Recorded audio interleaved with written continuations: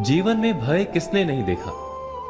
मृत्यु का भय, अपनों के चले जाने का भय, असफलता का भय, हिंसा का भय।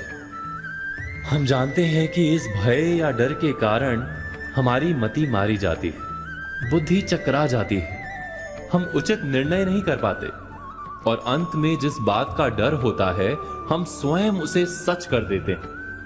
हम जीवन भर भय या डर से लड़ते रहते हैं, किंतु भय से छूटने का कोई उपाय नहीं मिलता। किंतु क्या हमने डर के विषय में विचार किया है?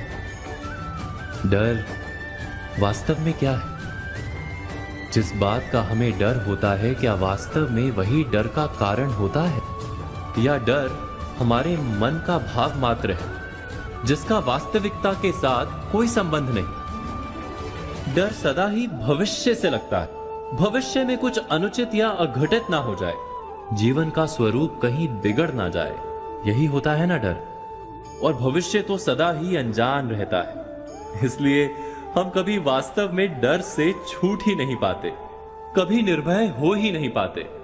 भय हमारे अज्ञान का परिणाम है, क्या ये सच नहीं?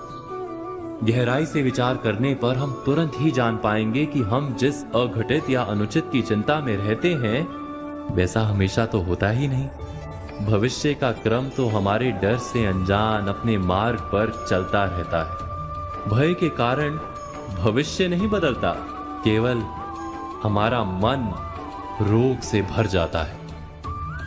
किंतु हमारा मन यदि स्वस्थ रहे, हृदय यदि स्थिर रह पाए, तो हम संकट को पराजित कर सकते हैं और जीने का सुख प्राप्त कर सकते हैं। भयभीत मन सुख मिलने पर भी भोग नहीं सकता। जिस क्षण हमें ज्ञान हो जाता है कि भविष्य पर हमारा अंकुश नहीं किंतु अपने मन पर अवश्य अंकुश है, उसी क्षण हम भय को पराजित करके निर्भय बन सकते हैं।